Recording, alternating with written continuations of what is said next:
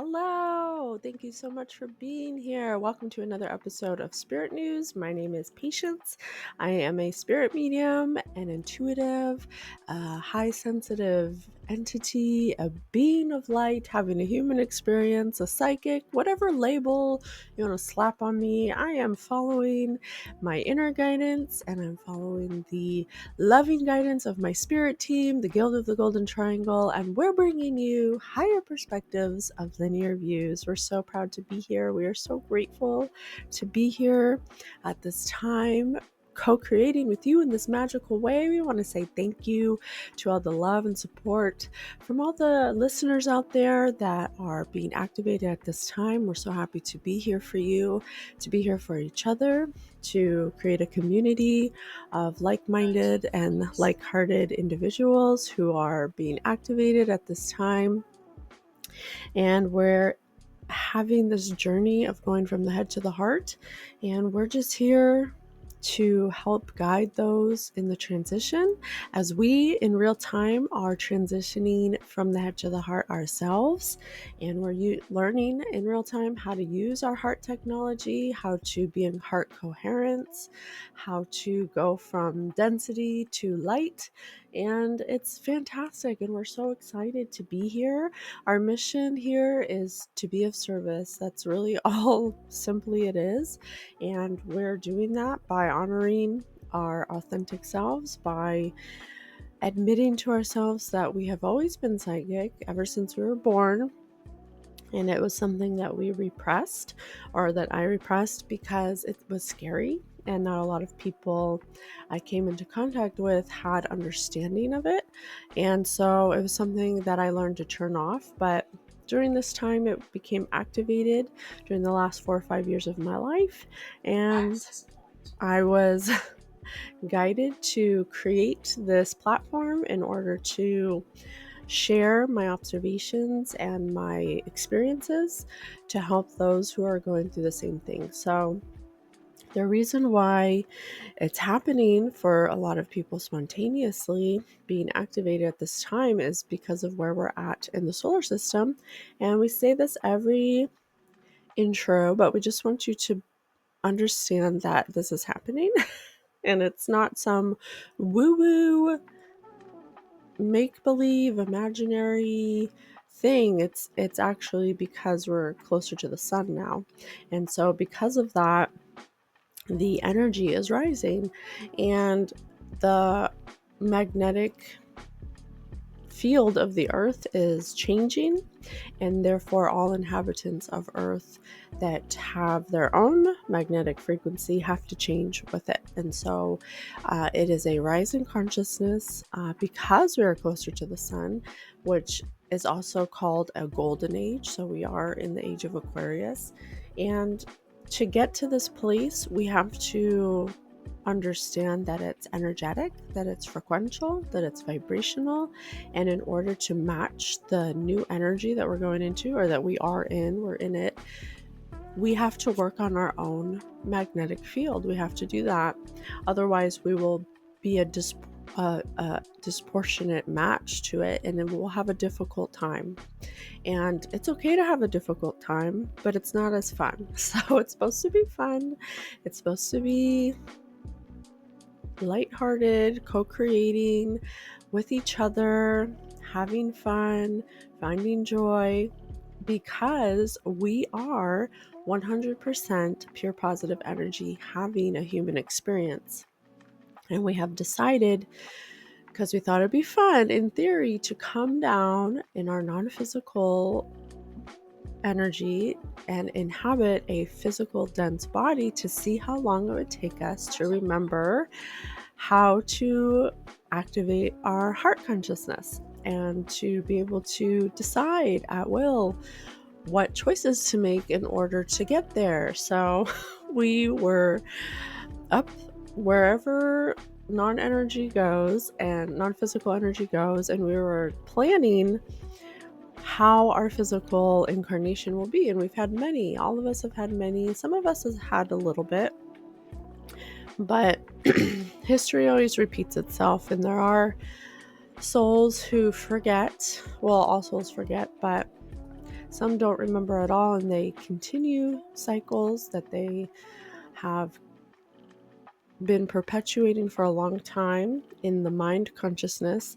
And now we're going into the heart, and that's just not matching anymore. So we're just here to teach you how to use your heart technology, how to get into heart consciousness so you can use heart technology.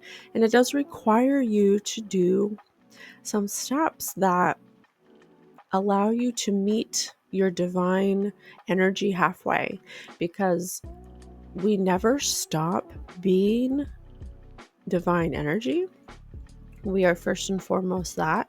And what I mean by divine is just a clear, pure positive, pure unconditional love. That's all I mean. That. And when we come into a human vessel, we get non-physical emotional attachments that dirty our pure positive energy. They muck up our pure positive field, and we start to react and act in patterns that do not match a higher vibrational stance.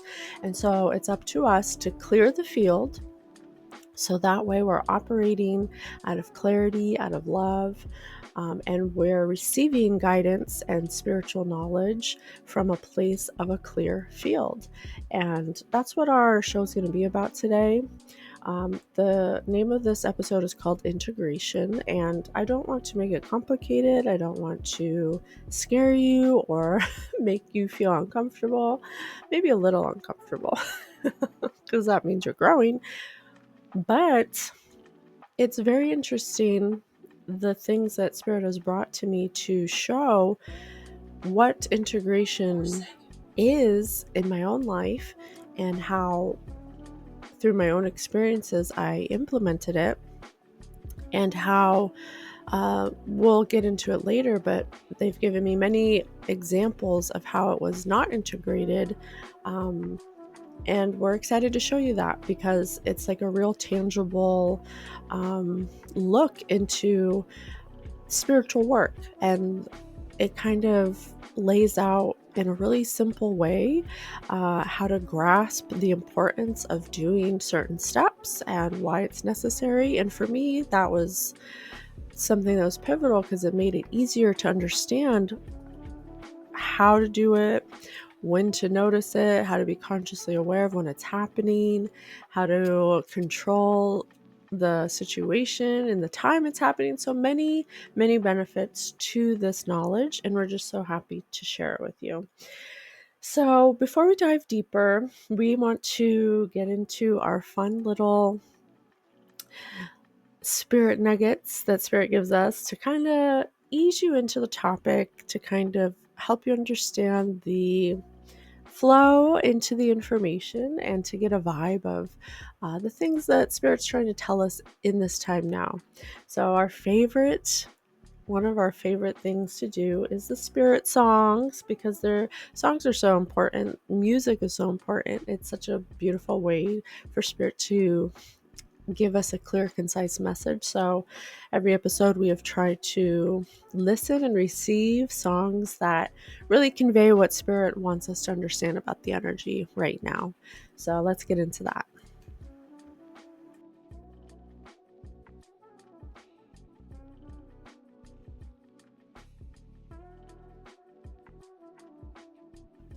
So one of the first songs Spirit gave me for this episode to really give us an idea of what they want us to know at this time. One of them is by Natalie Imbruglia, Torn. You know it. Everybody knows it. I do know that Natalie Imbruglia covered this song, so it's not originally by her, but the song goes, I thought I saw a man brought to life. He was warm, he came around like he was dignified, and he showed me what it was to cry. Well, you couldn't be that man I adored. You don't seem to know, seem to care what your heart is for. Well, I don't know him anymore. There's nothing where he used to lie. Conversation has run dry, and that's what's going on. Nothing's red, I'm torn. I'm all out of faith. This is how I feel. I'm cold and I'm ashamed, lying naked on the floor. Illusions never changed into something real.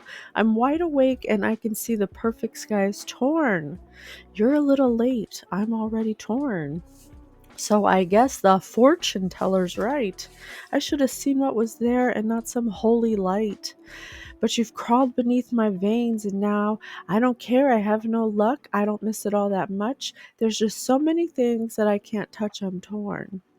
So, what we got from this song is the fact of how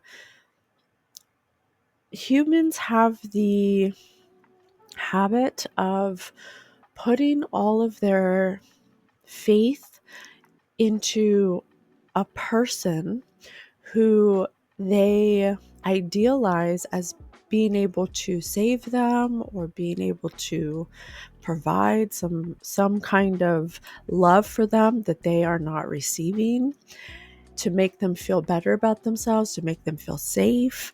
You can equate it to celebrity, to politicians, to pastors, to another human, basically.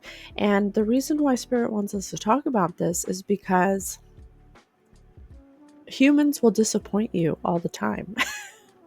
Humans are humans, and everybody's at different levels of consciousness, and everyone's on their own journey.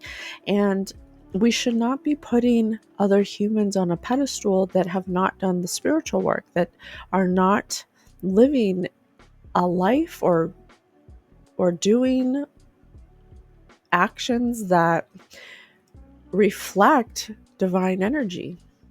And what I mean by divine energy is just a spirit carpenter, like Jesus.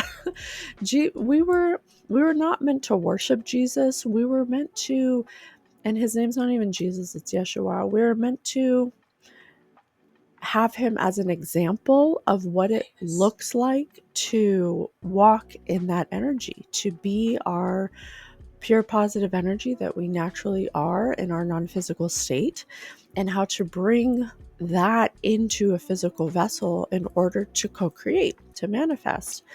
And when we do not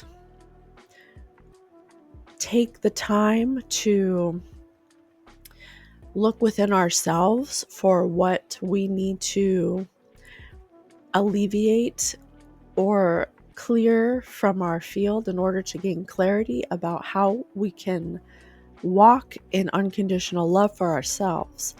And when we do that, first and foremost, your perspective will change about other people, and you'll be able to see where people are at vibrationally and how far they are on their journey of self-discovery and what their field feels like. And when you do that, you will be able to understand how your presence of walking in your own clear field can help others. Because there's nobody in the world, there's no other human that you can ever rely on that will 100% make you feel full, because they are not most likely ready to be the example that Yeshua was. And I'm not saying that, everyone, actually, I guess I am saying that everyone is capable of being at the level of consciousness, of Christ consciousness that Yeshua was. And that was his whole point of incarnating here, with that level of consciousness, walking in his Christ consciousness. Sunglasses. He was so bright you had to wear shades. But you'll always be disappointed when you're putting your power and you're putting your faith into somebody else to make you happy. So, and when you get to that point where everybody's disappointing you, that alters your perception and it makes you unable to manifest properly, because you're just thinking about how everyone disappoints you and everyone lets you down and there's nobody you can trust and everyone's the same, and that drum. You beat the same sound of the same drum. And like she says, the illusion never changed into something real. We place these expectations on these celebrities, on these politicians to do what we think is right in order for us to have faith in them, in order for us to be able to go on through life. And if this president does this, then that means that everything is going to work out fine. And that's just not how it works. It never has and it never will. And so this song is really saying to me that illusion never changed into something real. You can't place your expectations on another human to do what you want them to do in order to make you happy. And you will be disappointed every time you do that. So instead of placing this expectation of these celebrities being some kind of holy light for you to um, be this perfect person, it's up to you to make yourself a divine energetic match to your own pure positive energetic state, which you are naturally. And that is what 144,000 hertz is. To clear your field to 144,000 hertz, like Yeshua did.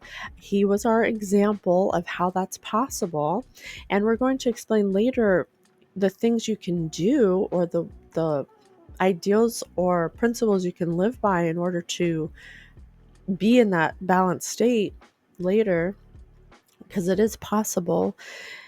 But you're never going to reach that state when you're focusing all your attention on celebrities, politicians, pastors, priests, people outside of yourself that are going to disappoint you, because they're not living the principles of a clear field. They're not living the principles of their non-physical pure positive energy. And that's okay. I'm not saying that they're bad people, but it's a lot of pressure to put on somebody else when you are not focusing on your own field. And so it's unfair, really, for us to place this responsibility on to the other humans and put them on a pedestal and expect them to act the way Yeshua did and be an inspiration and be the ones that do the right thing so we can be happy. Do this so I can be happy. So, and like she says in the beginning, I thought I saw a man brought to life. He was warm. He came around and he was dignified.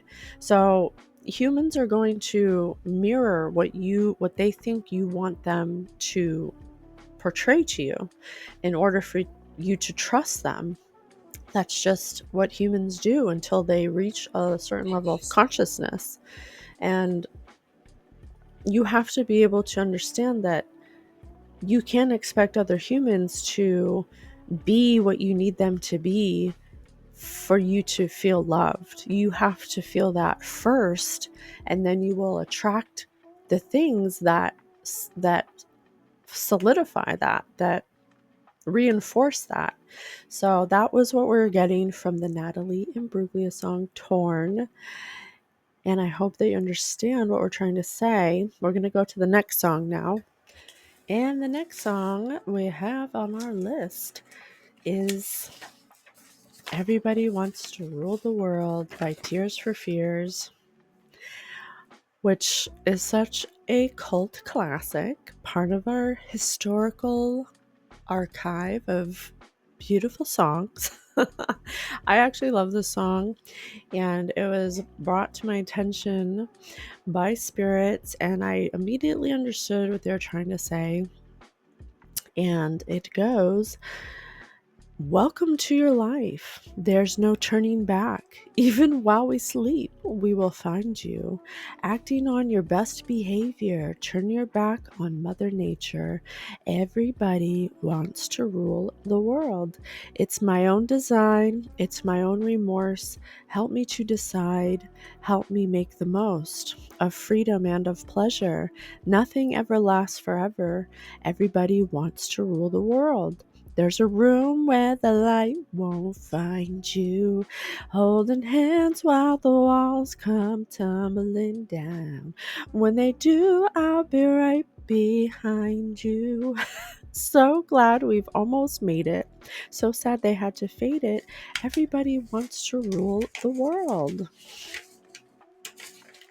I can't stand this indecision, married with a lack of vision. Everybody wants to rule the world. Say that you'll never, never, never need it. One headline, why believe it? Everybody wants to rule the world. So, if it isn't clear to you, allow me to explain. I feel like it's pretty clear, but what I believe Spirit is trying to tell me through this song is that when a human has the propensity or the need to control every little thing or to try to force things that aren't meant to be with a lack of vision, when they're just going through the motions, getting married to be married instead of uniting for a higher purpose with vision, when you're indecisive and you make choices based off of what society wants or what people around you expect of you, or when you're in a state of fear for losing out or wanting something to last forever, that you would go to great lengths even if it hurts people. These are all messages in this song, and there's so much more. And just simple statement of everybody wants to rule the world is a metaphor for everybody feels the need to have control. And that very fear, comes from a fear, because you have no control. The only thing you can control is you. And when you're acting out of indecision to seek pleasure, things that make you feel physically good, temporarily, and you're perceiving that as a freedom because you have the ability to do that, it's a false sense of security. And you're listening to the headlines and believing them at face value without asking any questions. And we're hooking up with people because we believe that somehow we'll get some kind of fulfillment by finding someone to marry, but without actually having any vision of what that would be like in our vibrational stance now, and without the knowledge of vibration at all in our non-physicalness. And that is not freedom. That's actually the opposite of freedom, because when you're acting in those ways, when you're unable to question why you do the things you do, or when you're indecisive about what you want and what you don't want, when you're acting out of remorse to help you decide things, when you're when you're trying to act on your best behavior yet you're not connected to Mother Nature, these are the things that keep you disconnected from your inner self, from your own guidance. And you're looking on the outside for things to help you have control. And that's an illusion. That's all an illusion, because there is no control. You don't control anything except for your own decisions. But too often, a lot of humans, because they fear not having control, make decisions based on what makes them feel good in the moment physically instead of emotionally. They'll ignore the emotional signs of distress and make the decision anyway. And they start designing by their own design, they start designing bad behavior patterns, and they start being disconnected, and they start feeling like the world's tumbling down around them, because they're making their choices based off of fears instead of taking a moment of solitude or quiet time to connect with Mother Nature, to find gratitude, to Spirit says no electricity. They're disconnected. They don't have the ability to understand their non-physicalness. And we are very passionate about conveying this message to you that if you want to attain fulfillment and a balanced state of harmony, and you want to find joy and be operating in this 3D reality at a heart consciousness level, you must understand that you need to operate from a stance of vibration first, because that's what you are first and foremost. You're not human, you're a vibrational entity having a human experience. So when you do not honor that vibrational part of yourself, you are not operating at your full capacity, and you are limiting your ability to connect and be in that full clear state of heart consciousness where you can feel happy all the time and co-create and manifest anything you want from your pure positive energetic state. So the very need to want to rule the world or feel like you have to control everything is the very thing that holds you back from connecting, from amplifying your electricity, from plugging in to your pure positive energy. And it's such a simple idea that so many people are not open to because it's not physical.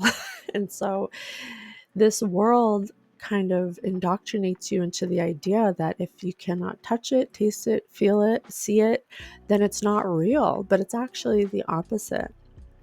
If you really want to break it down, this world is nothing but vibration, and it's holographic in nature.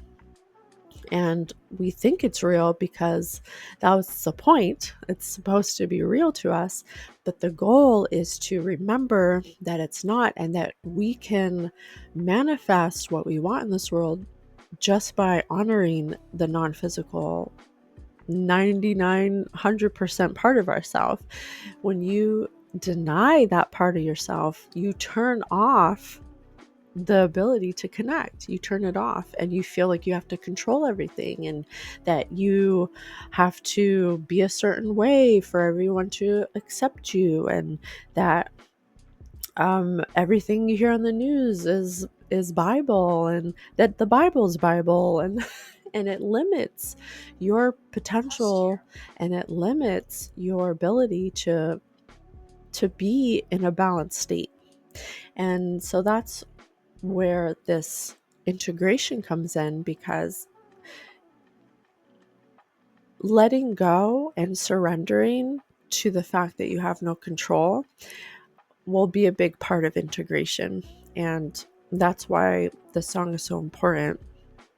When you integrate the spiritual aspect of yourself and you start piecing together the parts of your soul that were separated by your need of control, you'll start to feel more whole. You'll start to feel more at peace. You'll start to feel more fulfilled. You'll start to realize that it's not control that makes you feel loved. It's being connected that makes you feel loved. But it's letting go and not worrying about having control that allows the flow of your pure positive energy to manifest for you and to help you be in higher states of awareness and consciousness. So we definitely got that song immediately and the message. So thank you so much, Spirit, for these spirit songs. On to our next topic, which is the 5D observation.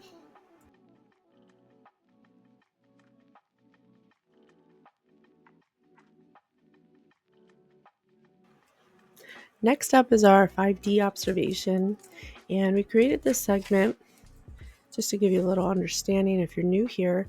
We created this segment to be able to share our observations when we are in a heightened 5D consciousness mode.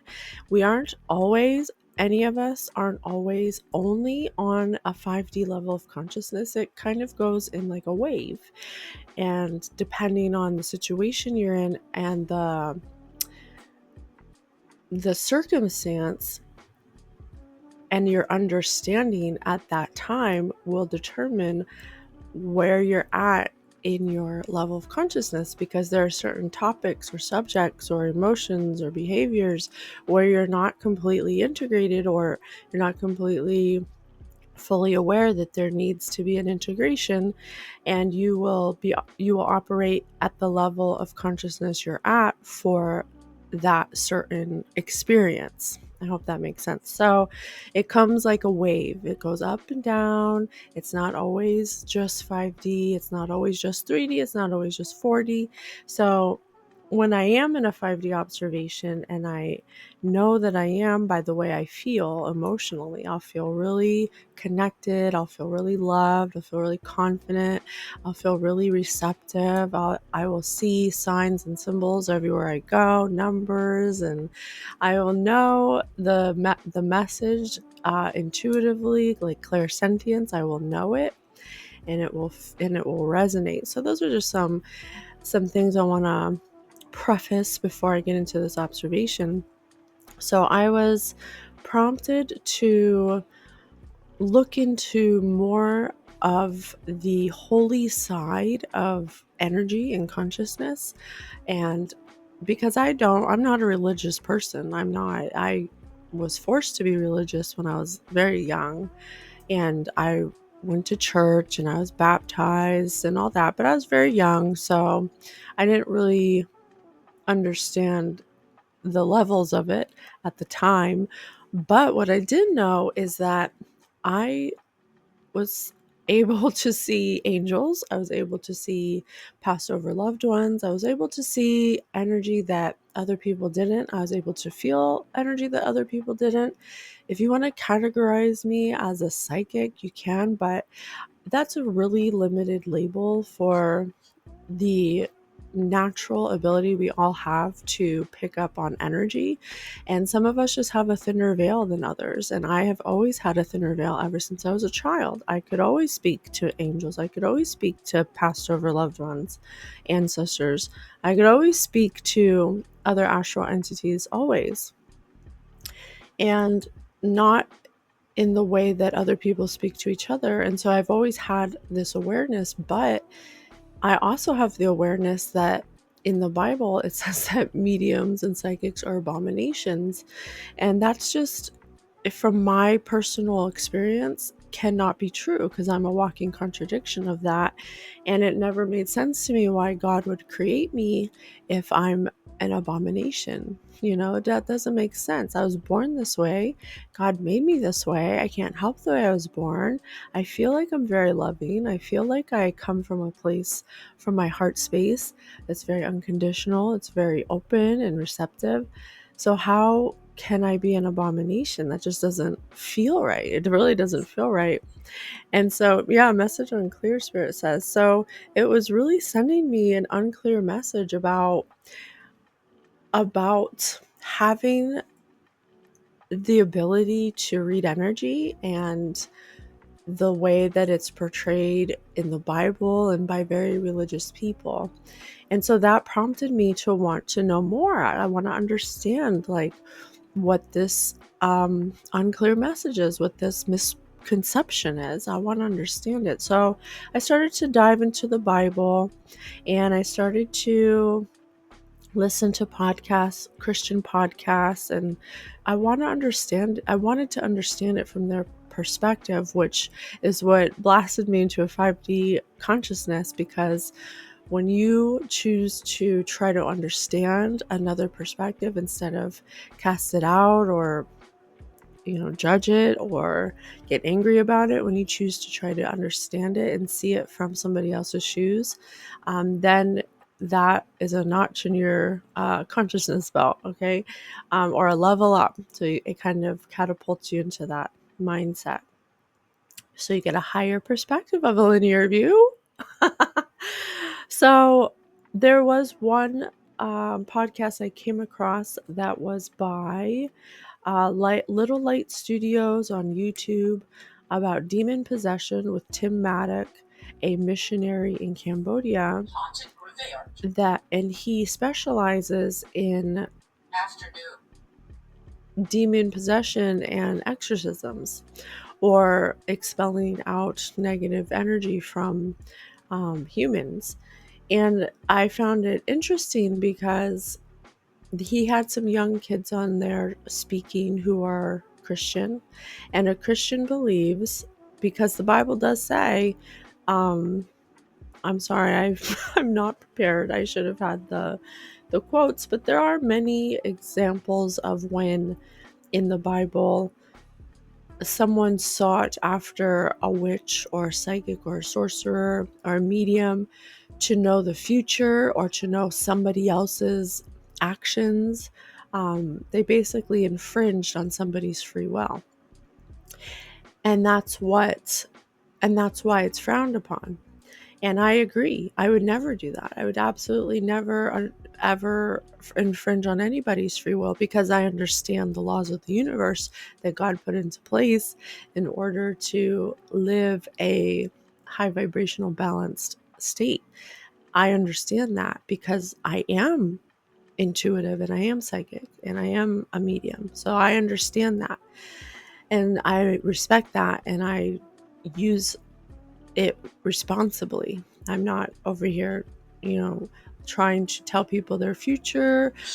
I'm not over here trying to look into people's energy fields to understand what they're going to do or what their destiny is. I'm not doing any of that. But there are people who will, and the people who will are the people who have things they need to heal, that need to have control all the time, that want to rule the world. And that's why, from my perspective, it was misinterpreted. The message was unclear, because from my perspective, no, God doesn't want you to do that. If we're meant to know the future, then God would have made that a little more easier for everyone to do it. You're not supposed to go to a psychic and have them tell you your future, because there's so many future potentials that are optional, that are possible, that psychic, based on their energetic stance at that time, can find the one that fits their energy best and place it on you and fix you in that timeline. And now you are not at the level of consciousness to understand that that is just one possibility based on certain actions that you must match it to attain. And so the possibilities are so infinite that God does not want you to even bother looking. Don't even bother looking. It's better for you to just imagine the possibilities instead of going out and seeking someone who can tell you that they know what it is, because it's just not possible. And what it does is it limits your potential, because you become fixated on this one potential that a psychic told you irresponsibly, for money. Basically, you paid them to tell you an infinite possibility that can only be achieved if you reach a certain level that matches that energetic state, So supernatural. So I was watching this podcast, and the young people in it, one of the young girls was saying that she was raised in a Christian home that was very strict, but her dad would listen to AC/DC, and she was watching the Harry Potter saga, and she realized how demonic those things were, how demonic they are. And so she decided to cut those things out of her life. And you can do whatever you want, but I asked my own inner guidance and I asked my own spirit team, is that necessary? Is that necessary? Because in my opinion, in my experience, through my guidance, we didn't come here to, do nothing. We didn't come here to not experience everything that we can. That's not why we came here. There's press the button. Seriously, press the button. Drink the wine. Do the dance. Try the mushroom. You have to understand that we came here because we thought it would be fun. And we came here to see how long it would take us to reach our divinity, to remember our divinity and our pure positive energetic state. We came here because we thought it'd be fun to see how long it would take to come back to what we really are, which is 100% pure unconditional love, pure positive energy. That is what you are, because you're non-physical. And getting rid of Harry Potter and not listening to AC/DC just limits your potential and limits the possibilities of you encountering things that could potentially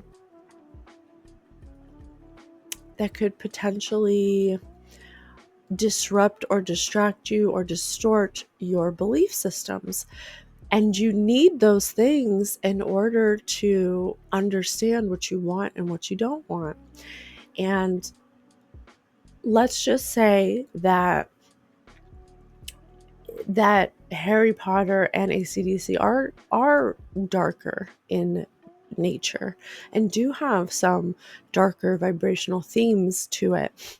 It's not up to those things to not exist anymore in your world. They're there to spark the curiosity in you, to ask questions, to understand, why is this making me feel this way? What are the messages I can take from this? What's the entertainment value? Because there's also lots of good things in those things. Okay. And it's not just bad. It's good and bad, The Harry Potter saga, yeah, it has magic in it, but it also teaches you about choice.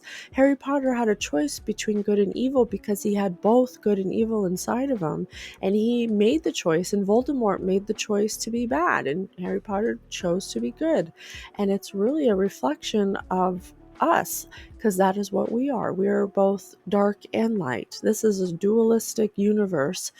And by denouncing one part of yourself that is innate, that is universal, that is just the way it is, you denounce a part of God. You denounce a part of the creation of Source that was created in order to help you understand the opposite, because you can't understand one without the other. You have to have both.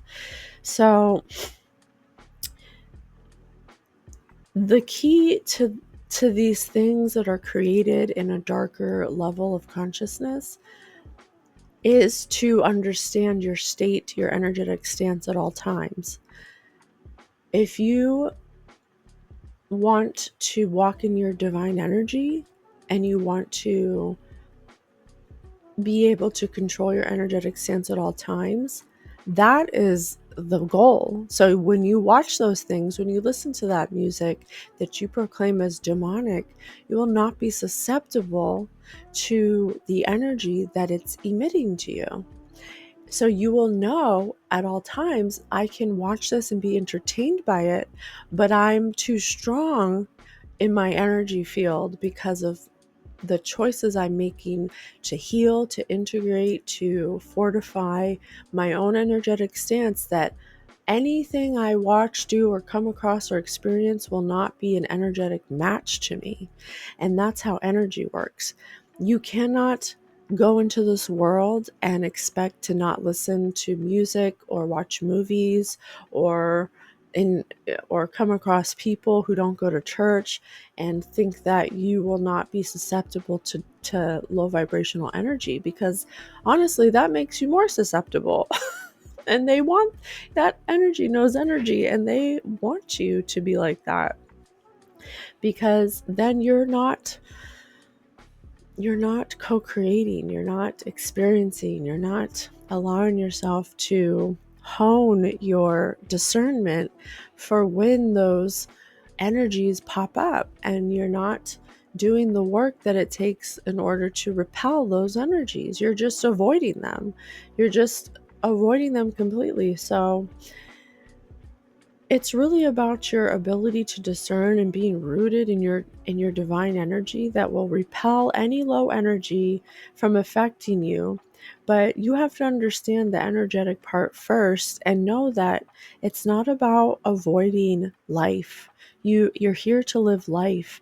It's about using those things that are made in a darker energy as a tool to understand yourself, to see where your perspective is at all times, to see where your energetic stance is at all times, to learn your discernment, so you can feel when something is trying to tap into your energy or infiltrate, or any of those things, which are possible. Psychic attacks are possible. And so if we didn't have them, then what would we have in order to help us hone this gift that we've been given by our Creator, in order to know and intuit the energy that is all around us all the time in many different ways, forms, shapes? You have to experience life, okay? You can't live in a bubble and expect to learn what the gift that God's given you, which is your non-physical energy in a human body. That is what we have labeled as psychic. Everybody has it. Everybody has an electromagnetic field. This is science. And that is the field of energy, of electric energy, that can pick up on other energies that are existing at all times, because energy cannot die. And it's up to you to use your mind, your heart, and your gut to interpret the energy, and to interpret your own energy, because you're coming into contact with energy all the time. You just can't see it. So no matter if you're watching Harry Potter, if you're listening to AC/DC, or if you're listening to Amy Grant, it doesn't matter, because you're still going to be energetic. You're still going to be electric. Avoiding those things, it will just bring another avenue as to which a lower astral entity or energy can encounter you. So that's my 5D observation. I hope that makes sense. It was very fascinating. I'm still learning every day how energy can affect you, can tap into you, how you can read it. And of course, we always share all our knowledge, and we hope that it helps. On to the next.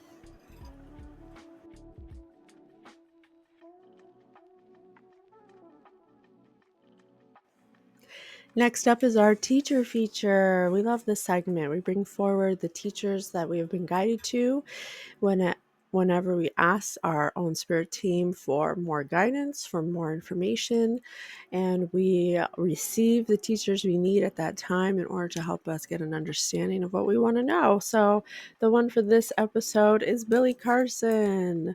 Billy Carson is the best-selling author of the Compendium of the Emerald Tablets, a beginner's guide. If you don't know about the Emerald Tablets, I highly suggest you look them up. They're very unique. They're very special. They have ancient knowledge inside of them.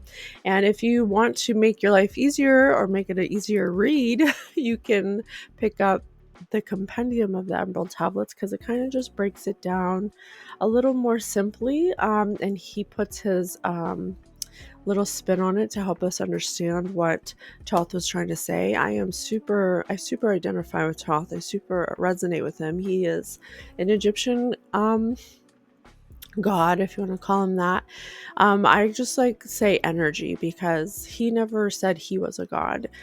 He was just somebody who helped humanity, someone who helped us understand wisdom and knowledge. He's the creator of written knowledge.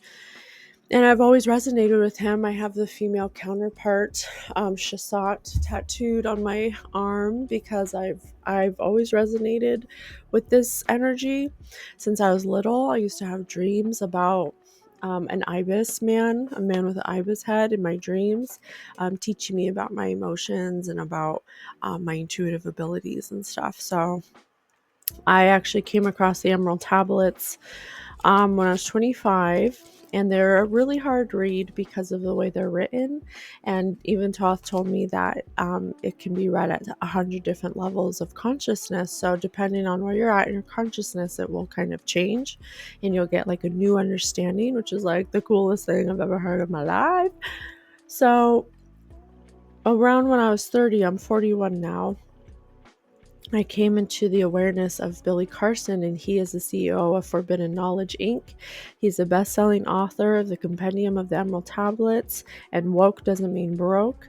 He's the CEO of Forbidden Knowledge TV, and he's a co-host of Biohack Your Best Life.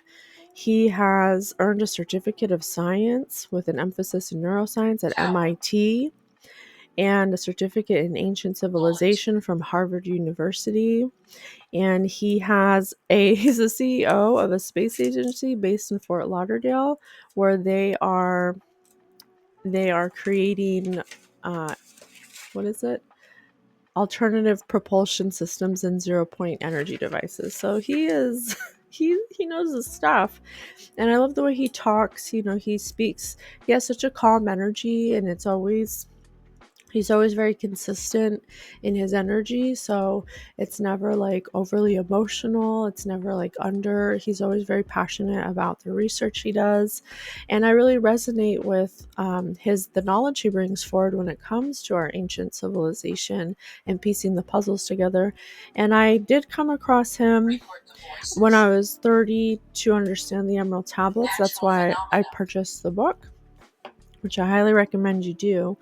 But his knowledge came again to me in this time, as I mentioned before in the 5D observation, that I've been seeking out a little more information about the holy side of energy and the distortions and the misinterpretations and how it applies to me being a psychic, a childhood psychic born this way. Just really trying to understand that aspect, because I started to read and listen to certain parts of the Bible that were really weird, like just didn't seem like something that my understanding of an omnipresent God would do. And I would question, like, there's certain stories in the Bible where God said, go out and kill all the people of that village and take their treasures and their women and their children. And I'm like, I speak to the Holy Divine Spirit all the time, and in no way, shape, or form would, in my experience through my own experience of energy and Holy Divine Spirit, would God ever ask me to do that? And if God asked me to do that, I feel like that's a big red flag. That's just my understanding. So it was very contradictory of how could this. I was having lots of questions. Assumably, Spirit just said, and so I'm trying to, and then also in my own experience, I have family members who believe in God and who feel like they are very knowledgeable about God, but the way that they act is not very divine or godly. The things they say about people, the things they do to people isn't very, godly. So it's like this disconnection between, what we think God wants from us or expects from us, and the things interpreted in the Bible that God made people do. I don't know, it just seems kind of weird. So I had lots of questions. So I was brought again to Billy, and he was dispelling a lot of things that I was thinking in a lot of the podcasts I was listening to, because he had the same thoughts that I did about certain parts in the Bible that just don't make any sense. Like, and what the number one thing for me being psychics being an abomination, because I am not an abomination. I am someone who knows that for a fact. I am not.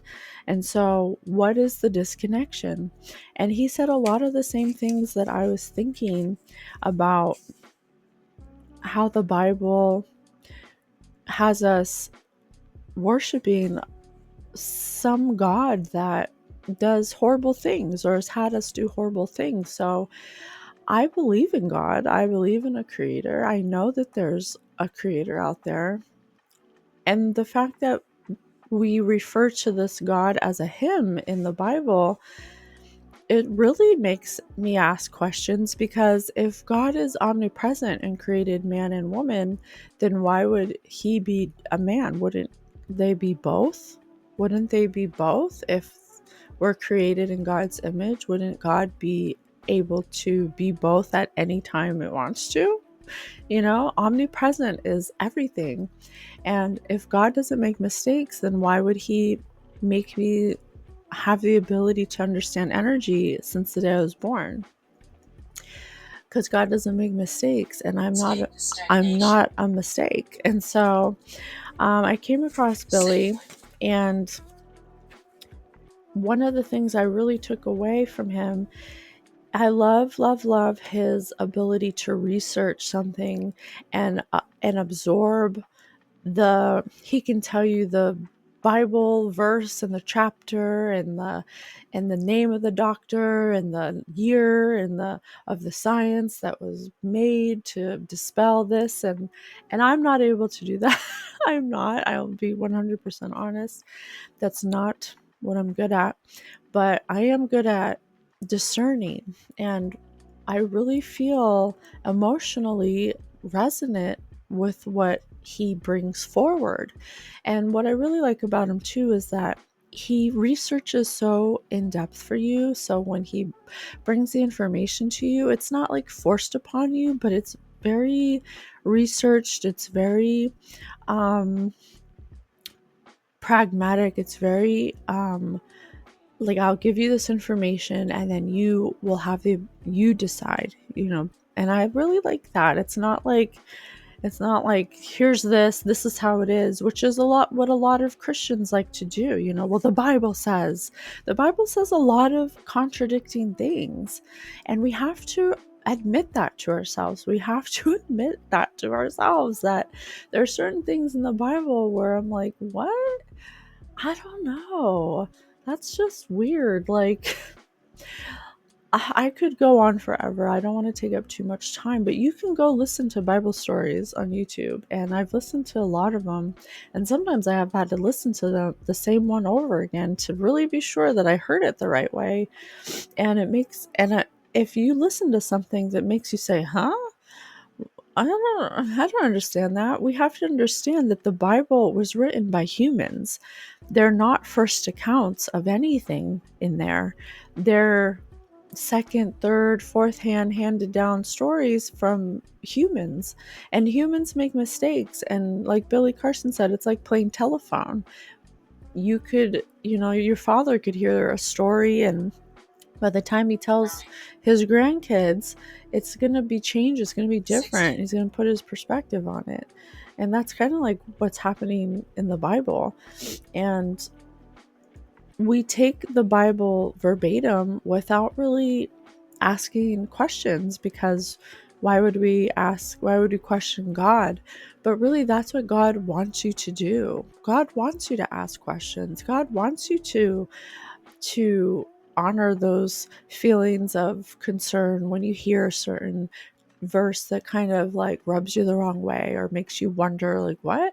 Instead of saying, oh, well, God knows best. It doesn't make sense to me. But no, like, that's weird. Like, there are certain parts of the Bible where I'm like, I don't know, that doesn't feel godly, you know?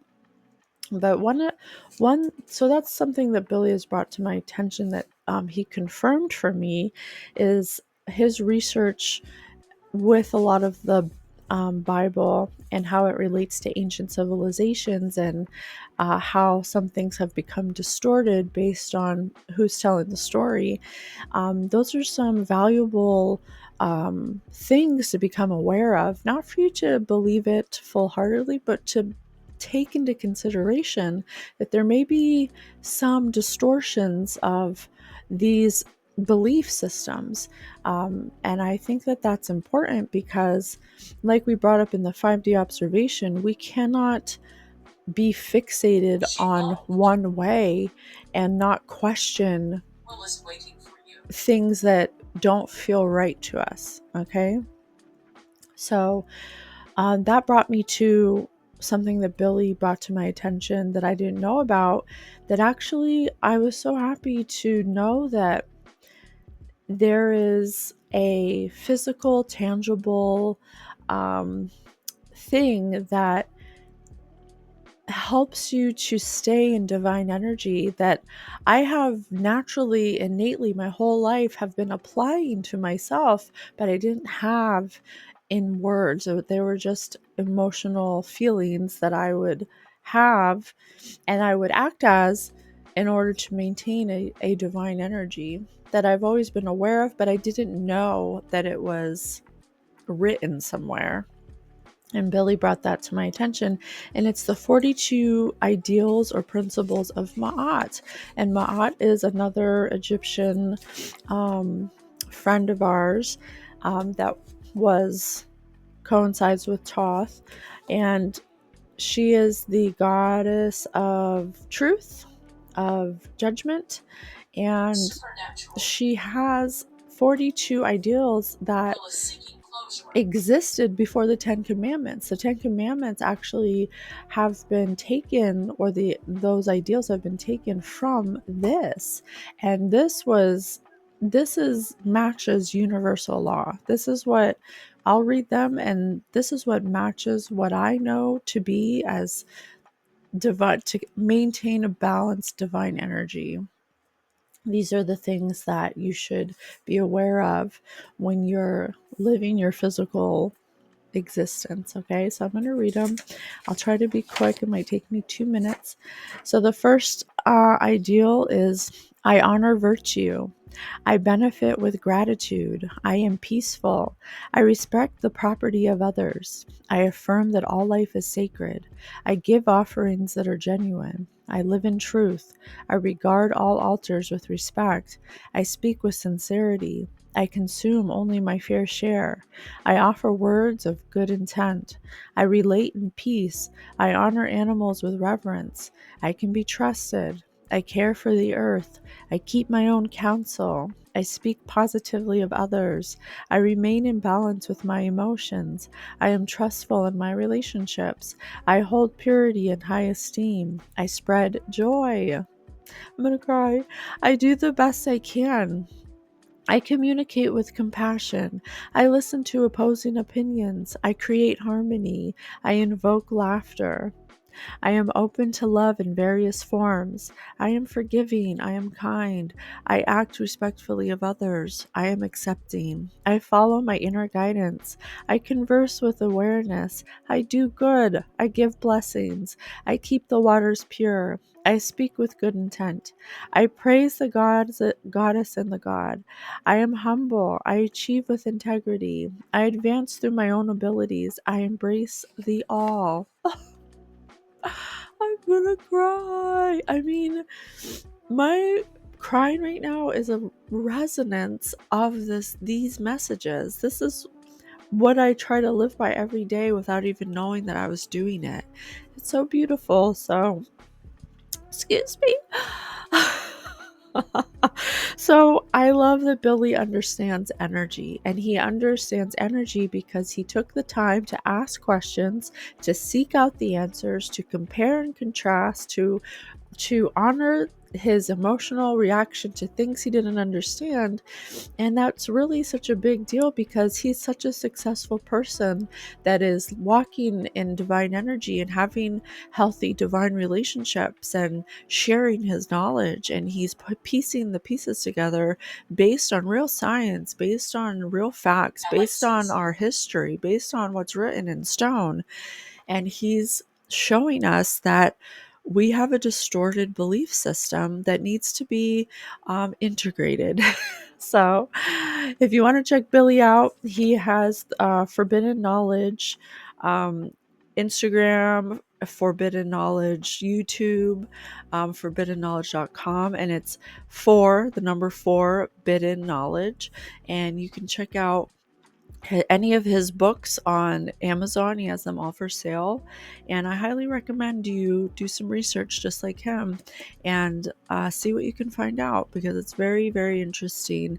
Thank you, Billy Carson, for your contribution to the collective. We appreciate all your hard work and dedication, and we look forward to more.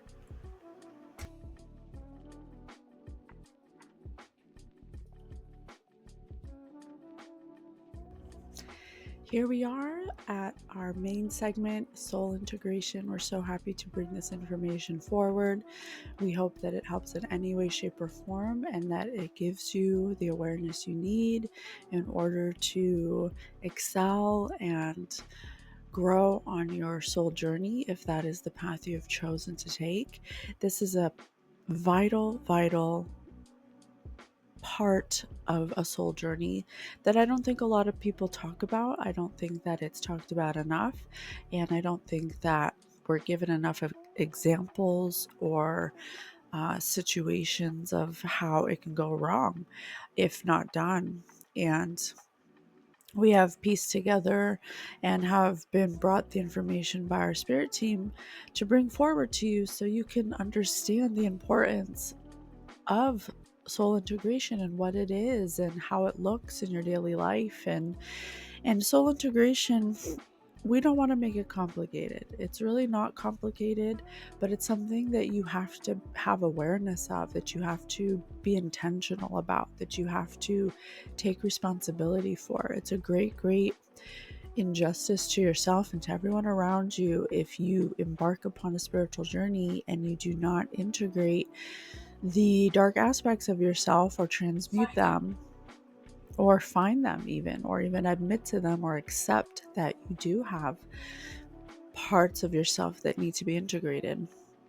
And so when we say integration, we mean a coming together with parts of yourself that were broken off or that were um, distorted in some way through trauma or through misconception or through some kind of disillusion, either by somebody you care about or an experience you had.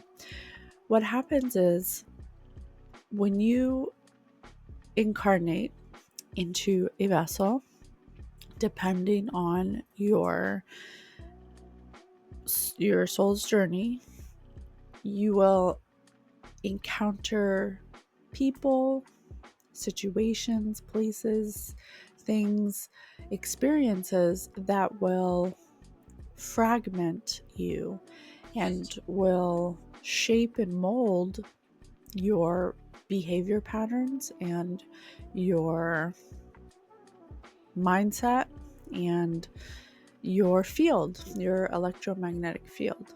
And this happens because we need the contrast of what we want and don't want in order to understand what we want. So a lot of people are like, well, if there were a God, why does horrible things happen?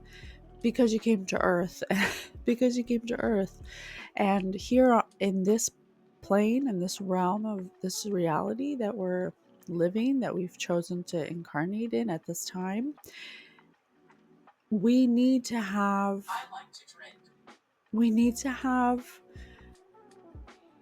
obstacles or barriers or self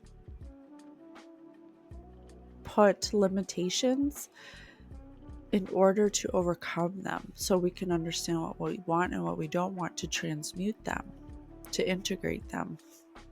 So when your soul gets fragmented due to trauma and you start coming in contact with high spiritual knowledge, that knowledge will require you, if you're being honest with yourself, if you're taking accountability and you're walking in authenticity, and you're coming from a true heart space of wanting to heal, and not for money, not for fame, not for the clout, but because you actually want to feel good emotionally and you want to be a balanced person, those are the intentions that need to be set in order for you to continue the journey without being distracted by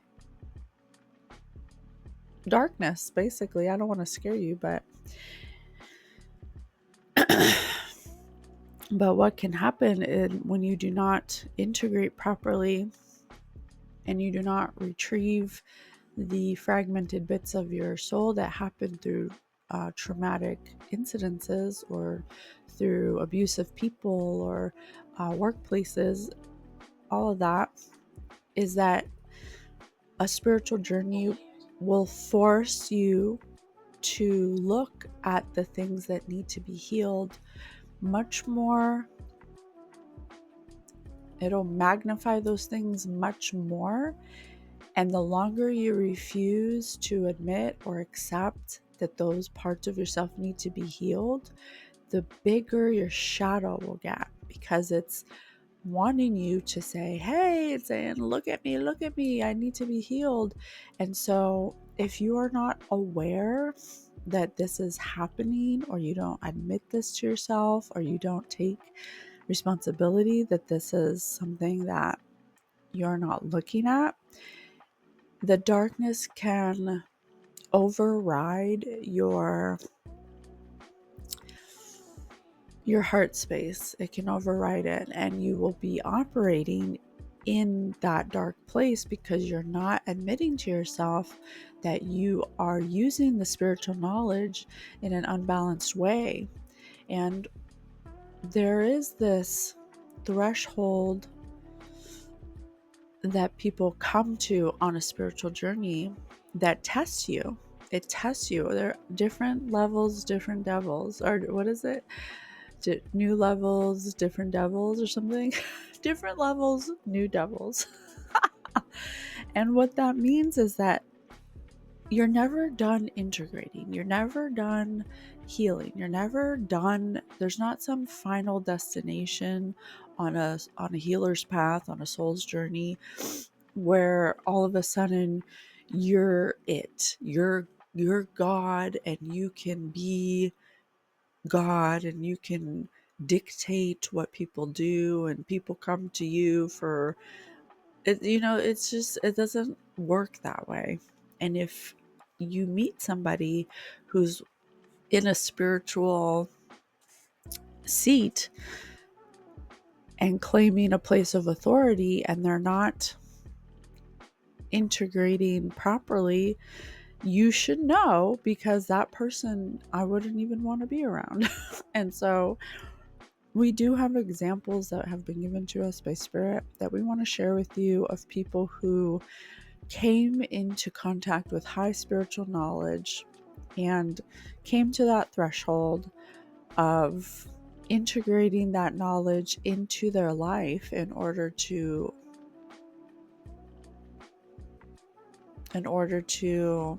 transmute certain behaviors and thought patterns, that refuse to admit to themselves that there was something more that needed to be done. Because it's scary. And it's as simple as that, because it's scary. It's scary to have to admit that you're unlovable, or that you've done things that would make people cringe or that would make you appear less than to another human, that really scares people to admit to something to themselves that would have made them less lovable, is really what it comes down to. And so what soul integration is when you come into self-awareness through spiritual practices and you start to understand your weaknesses and your thought patterns, and you start to reevaluate your belief systems and your emotions and your reactivity, and you start to accept that you have reacted in ways that didn't reflect that you love yourself. And you start integrating those things in real time through the inner work that God brings to you, or the universe will bring to you, in order for you to notice or be aware that it's happening. So, for example, if you're in if your spouse is an alcoholic and you're in an abusive relationship, and you start a spiritual path, and you come into spiritual knowledge, you're learning, you're starting to become more self-aware, you're starting to meditate more, and you're starting to open yourself up to other energies. You have to accept the negative emotions that spouse elicits out of you, and you have to use that as a catalyst to show you the things that need to be integrated. So, say for example, you're in your spiritual journey and you're doing your own thing, and you're tired of your spouse who's has a substance problem, and they're constantly projecting onto you because they're threatened by your spiritual journey, because you're moving away from that. You're moving away from them. Their behavior used to trigger you, used to elicit an emotional response out of you, because you're feeling like they're walking all over you and they don't respect you, and they're putting you in chaos all the time. And so, but you're starting to find your inner peace, and they're starting to notice that subconsciously. And so you're starting to notice that every time they try to bring chaos, you get emotional, you cry, you say, "Why are you doing this?" And it starts this big chaotic mess that starts to gain momentum, and it becomes something that affects you, and you can't get out of it emotionally. You have noticed this. This is something that you don't like. It doesn't feel good. You don't want it to happen anymore. And so your spiritual work that you're doing, if you're integrating, you would say, okay, I don't like it when my spouse comes to me with this chaos and I match the chaos. I don't like that feeling. I've noticed that I don't like it. When you're doing soul work, you ask your guides, you say, what can I do? Show me how I can overcome these moments, or use these moments to learn something. Like, what am I supposed to learn in these moments? How can I change it? And then it's different for everybody, but I'm just using an example based on my own experiences. Once you ask for the help, every time this spouse comes to you in a chaotic state, you start to notice that when you match it, it gains momentum.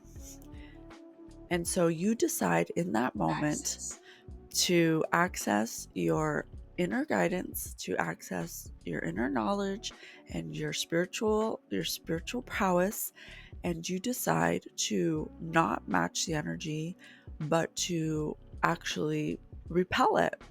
And what I mean by that is that you have accepted that this is that person's state, and that that person's state has nothing to do with you. And anything that's happening in that chaotic state, in that other energy field, does not match your energy field.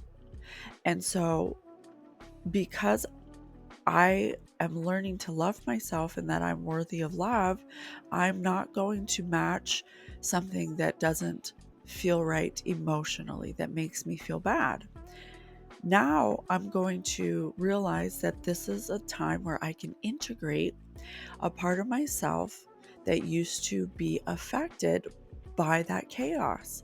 And by integrating it, what I'm doing is I'm choosing to accept that I cannot change what is going on over there, because you cannot change what people do. You can only control what you can do. And so I'm going to let them be chaotic, and I'm going to choose to not let them disturb my peace. I'm going to ignore what they say. I'm not going to take personal any of the cruel things that they're saying to try to get me to feel the way that they feel. Using my spiritual knowledge and my self-awareness, I'm going to accept that that is something I cannot change for them. And so the way that you reach self-love is that you start doing your spiritual practices, and you start connecting with nature, and you start doing your meditations, being in a quiet place, finding ways to be in peace in a chaotic environment. When you don't have self-awareness of yourself, you will in that moment match the chaos, and it will perpetuate that cycle of reactivity. And in that cycle of reactivity, when you're doing spiritual work, you will attract energies that match that chaos. And when you're not transmuting those moments where chaos is brought to you, and you're not transmuting that into peace, you will, it's almost like keeping a portal open for other energies to enter, because when you're doing spiritual work and you're asking for guidance, you are opening yourself up energetically to higher energies to help you. You're giving them permission to help you. But if you're not transmuting that dark energy, and into spirit just a tanner, and you're not transmuting it to light, it will stay in that energy. You'll still be attracting energy that matches that, and the energy that you're attracting in that chaotic state will amplify or magnify the dark parts within yourself. So every person you come into contact with, every situation or experience that you're experiencing will reflect those shadows, and you'll be tested multiple times throughout your day, or throughout the week, that will be giving you opportunities to transmute that energy.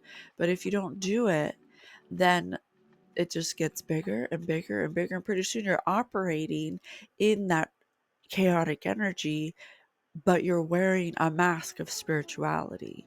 You're masking it with spirituality, saying to yourself, well, I have spiritual knowledge and I'm privy to spiritual knowledge, which makes me more entitled than other people. It gives you a false sense of security, and then you start operating that false sense of security, and because it's coming from a chaotic, dark perspective or a subconscious place, you'll start to get more greedy. You'll start to use your spirituality in very negative ways to dominate people, to get money, to, you know, exert power over people or dominance over people.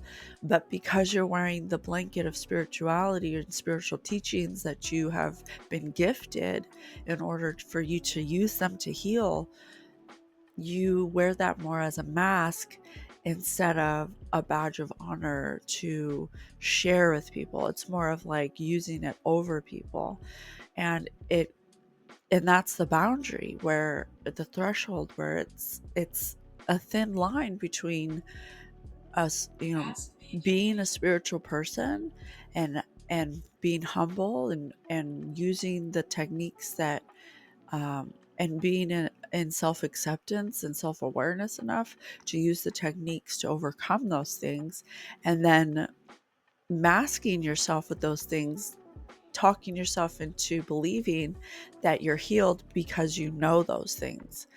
It's different, and it can create like a godlike complex that's very common in the spiritual world, because people don't want to. There's a lot of spiritual people out there that are coaches and psychics and um, entrepreneurs, business owners, gurus that are walking with a mask on, but they're they're actually not integrated at all, and they've done horrible things to people in that lack of accountability. And so that's what we're talking about today. I hope that that's an explanation that helps you understand a little. Hopefully, the examples we've been given by Spirit will continue to help you understand what happens. And we're going to get into that right now. So, we're going to get into these examples that Spirit has guided me to, that we've done the research on, and we're going to make it quick. We don't want to get into each one too much because each one is an episode in itself. The audacity, the audacity of these people. This is just not to scare you. It's not to make you feel inadequate. It's to help you to understand the implications of not taking accountability when you're introduced with a great responsibility of knowledge, of integrating spiritual knowledge in your everyday life. And it really is like what is the saying that Spider-Man has? Great powers come with great responsibility. If you have become gifted enough, or if you have been given the gift of spiritual knowledge, it's up to you to take responsibility and to respect the information and to take accountability for your own part that you play in the chaos that is surrounding you, that is in part of your life, and what are you doing about it? Okay, so the first example we want to give is Bikram Shodhuri. He is the creator of Bikram Yoga, and what was interesting about Bikram is that he created an amazing empire based off of these yoga poses, and he learned them in his homeland in India. And what I found so interesting is that even though he lied about his whole career path as a yogi instructor, his teacher, his mentor, actually passed away before he could share with him the breathing techniques, and there were other techniques that was like a full package deal in order to become a guru. He actually passed away before Bikram had the opportunity to attain those spiritual teachings as well. So Bikram only had the physical part of the spiritual teachings of this amazing yogic guru in his homeland. And I found that in Calcutta. And I found that so interesting because if you look at the pictures of Bikram, he is very physical. He's a physical specimen. He's very attractive young man. He's very muscular. I'm sure in those days he's considered very fit. And so from a higher perspective, I can see that because he didn't get those other teachings that were part of this package deal, it made him imbalanced because he only valued the physical movements or the poses without doing the inner breath work. And there were other parts of it that would have helped him to integrate his egoic side. So he plagiarized these moves, these postures that were given to his mentor who was in Christ consciousness. And he was not, Bikram was not, but his instructor was. And he stole these poses and he was doing them day in and day out in an unhealed state, in an imbalanced state, not in Christ consciousness.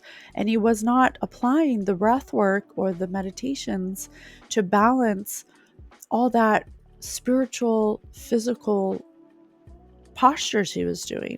And in yoga, those postures are to help your body receive more light, to help you be more flexible so that your body can receive more light.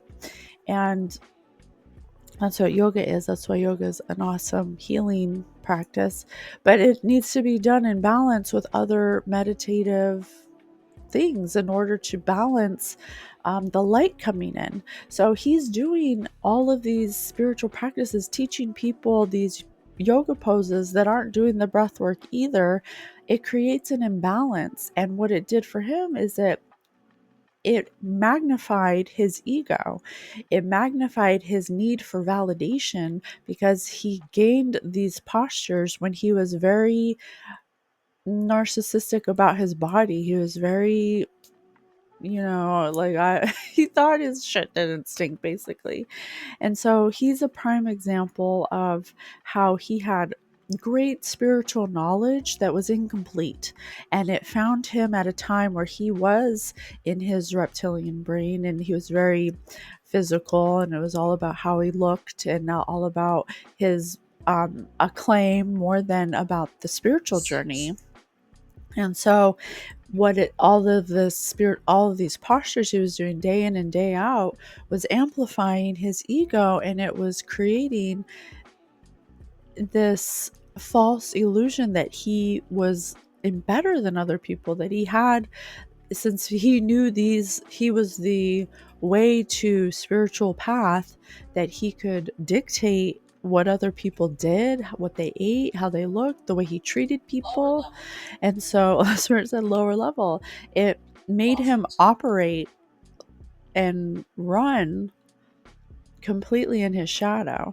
And because he was so far gone into his shadow, so amplified in order for him to see it, that he couldn't see his shortcomings, because he viewed his shortcomings as a weakness. Instead of accepting his weaknesses, he let them run him, and he ended up hurting people. He ended up having a lot of class action suits against him for sexual assault. So that's one example. The next one is One Taste. One Taste by Nicole Dadone.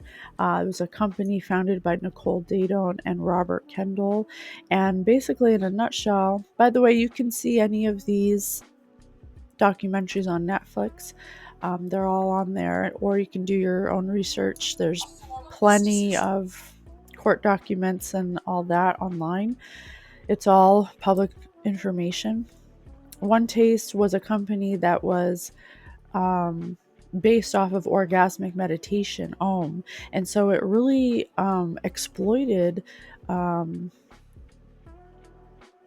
spirituality through sex.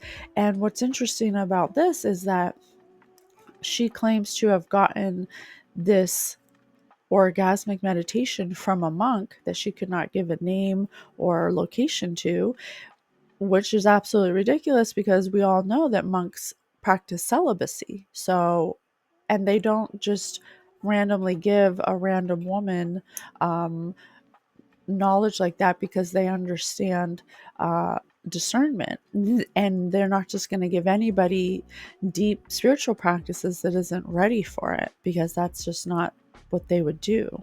That's not what a monk would do. So obviously she found some kind of sex magic occult ritual knowledge out of some book or something, or online, and she exploited it, turning it into spiritual practices, as if she could teach you through sex basically how to reach orgasmic states of awareness. No, no, just no. Was absolutely not. So basically, she was running a sex trafficking prostitution ring because you had to pay for this knowledge. You had to pay high amounts of money. Like, I think one course was like $33,000 in order to talk to her one on one to teach you how to basically masturbate, you know? Um, and don't get me wrong, we've made an episode about sex and energy and how it's sacred.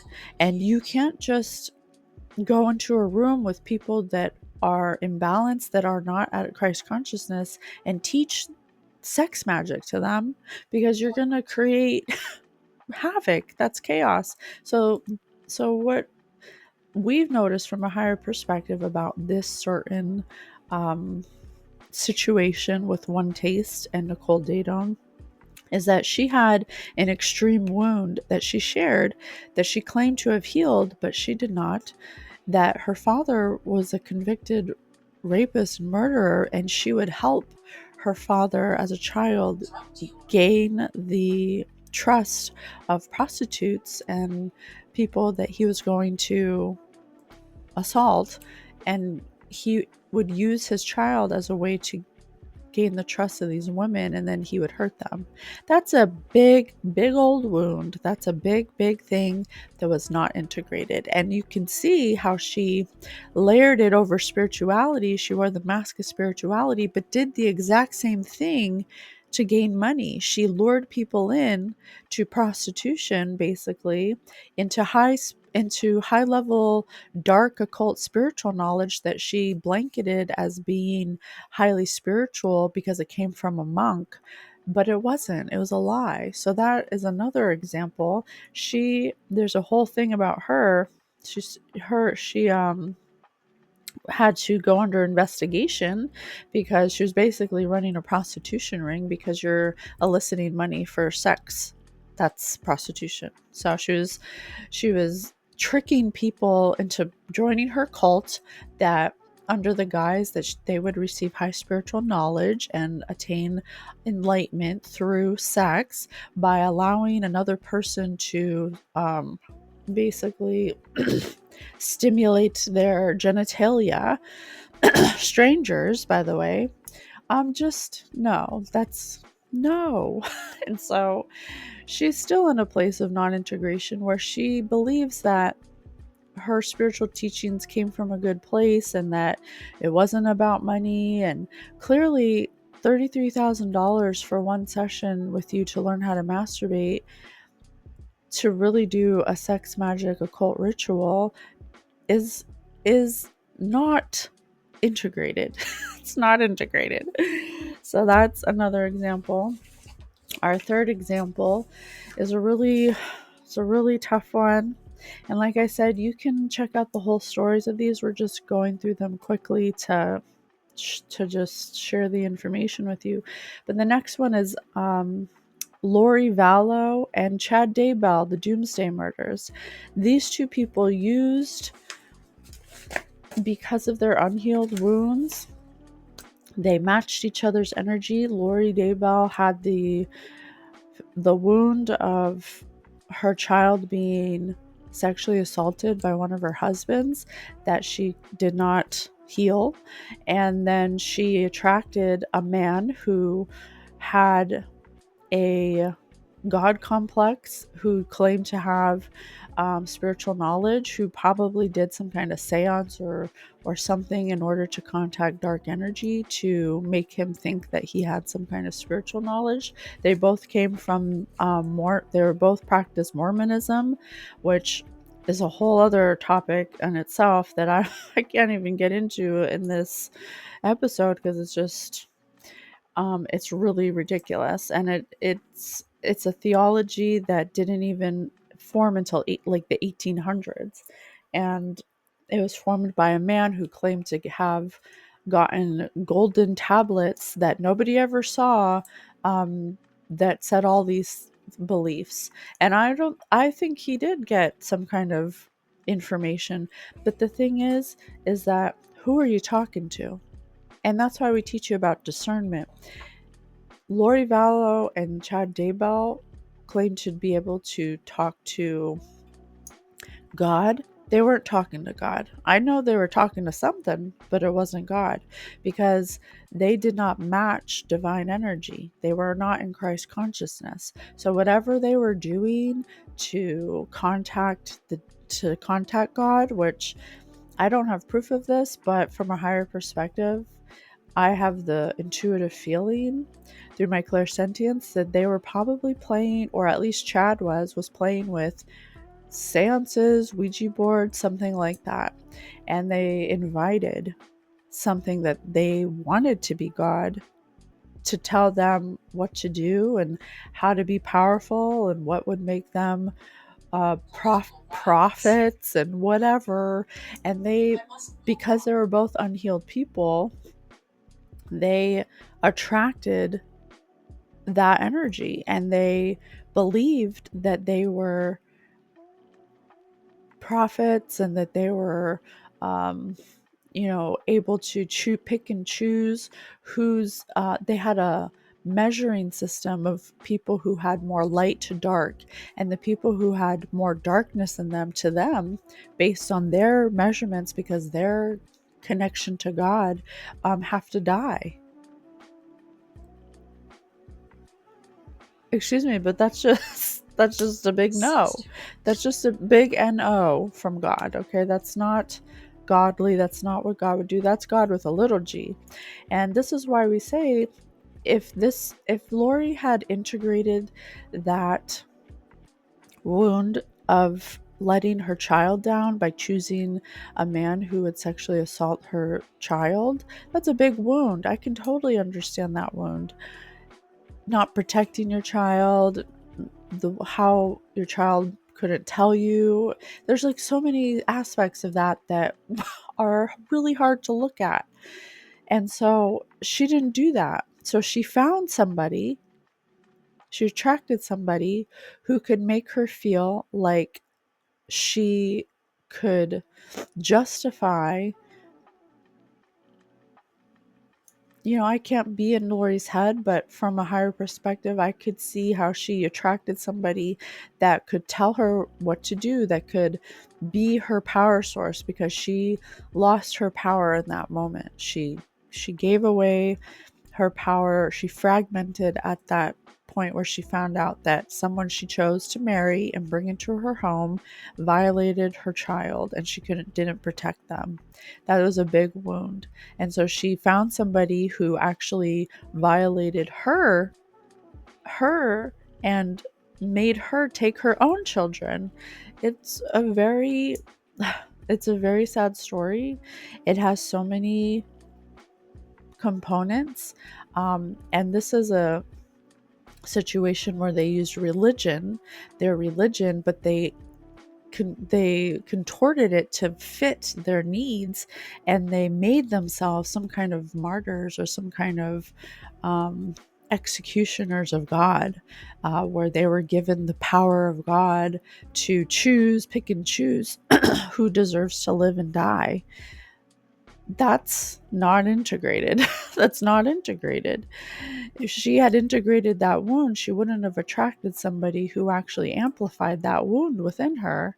And Lori amplified Chad's wound of by giving him the authority to make these decisions, and by believing that he was some, godly figure, supported his convictions of being able to decide who lives and who dies. And it was all based off of money in the end. So that's another one.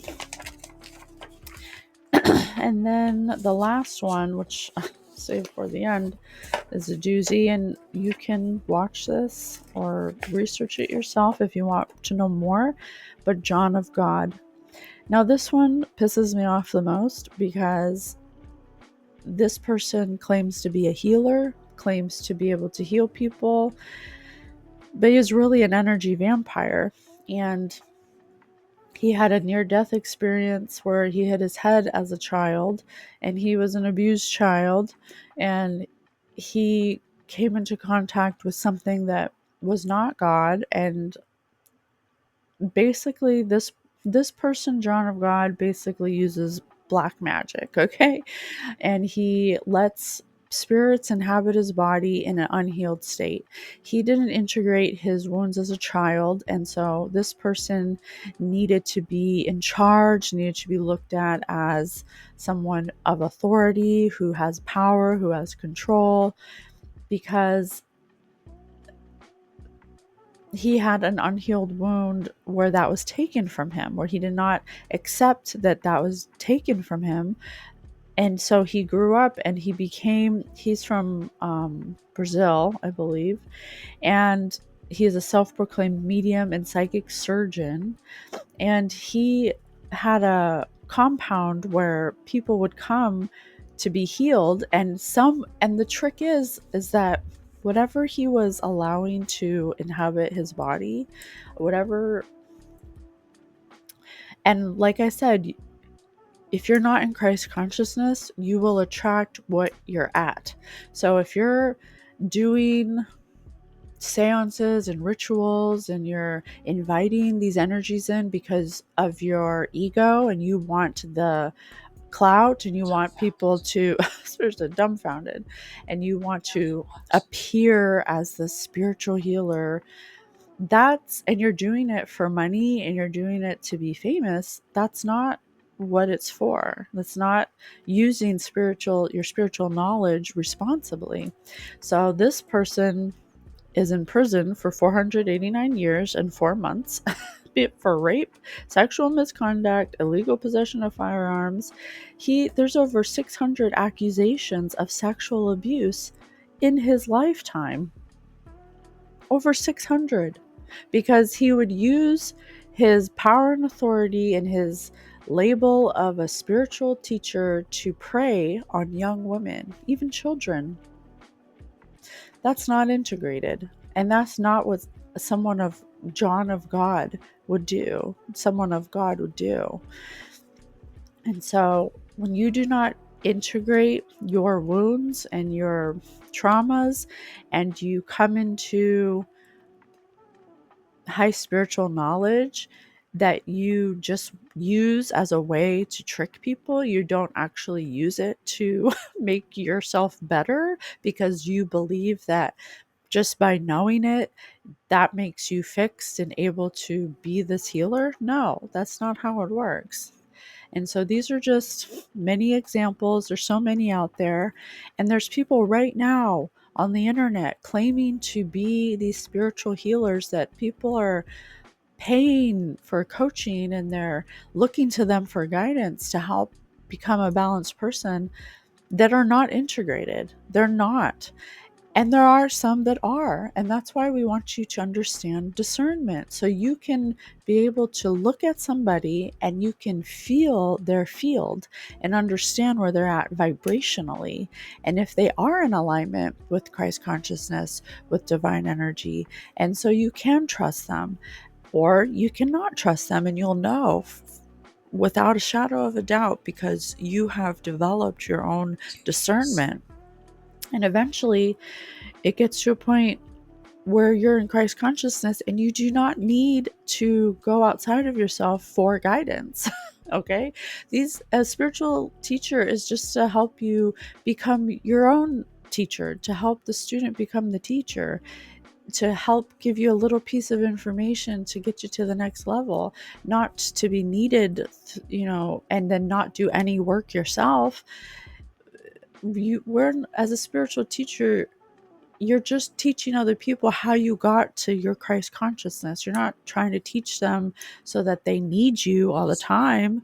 So that's our integration episode. We hope that these examples give you an idea of the importance of taking responsibility for those weaknesses, or what we consider weaknesses. And we hope that you find the inner beauty within yourself to really come into alignment with the fact that you are perfect. You don't have to, you don't need money.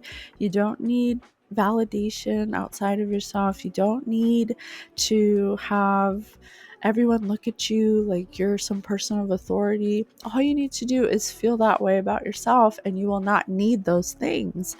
And by believing that you're enough, you can experience Christ consciousness and have divine guidance all the time and feel completely loved unconditionally by your spirit team and by God, without having to abuse or disrespect spiritual knowledge or other people or yourself. It's possible, and we want you to know that, and that there's goodness out there. There's people who are good, that have attained spiritual knowledge, that want you to just come into your own alignment and to not need anything outside of yourself to feel whole. And even these people, at the end of the day, these people are just humans, just like all of us. We're just having a human experience, and they made a mistake. They made a huge mistake, and they didn't trust their intuition. They didn't trust the guidance that was being shown to them all the time. And they chose to be more in their mind than in their heart. And for that, we hope that one day they heal, and that they see from a higher perspective the implications of their actions and how it affects everybody. And we hope that this information finds you in a state of high awareness, so you can become integrated, so you can be in Christ consciousness and receive guidance all the time and love all the time. We love you so much, collective. We are so happy to be here, and we hope that it helps in any way, shape, or form. Thank you so much. I'll see you on the next one.